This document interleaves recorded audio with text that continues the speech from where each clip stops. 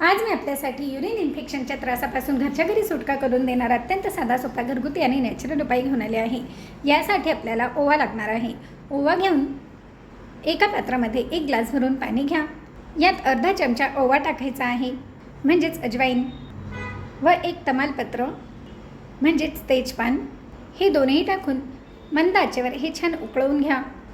व एका पात्रामध्ये 1 कप भरून पाणी घेऊन यात अर्धा चमचा ओवा टाकून ठेवा।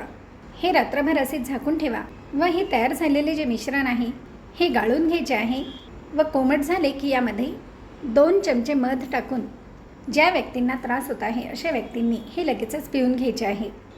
तसेच युरिनचे जे कुठलेही त्रास असतील हे होऊ नये असे जर तुम्हाला वाटत असेल किंवा होत असतील तरी देखील पाणी भरपूर पिणे, म्हणजे आपल्या शरीरात नको असलेले जे घटक आहे हे मूत्रमार्गातून निघून जातात व या त्रासापासून सुटका होते। धन्यवाद।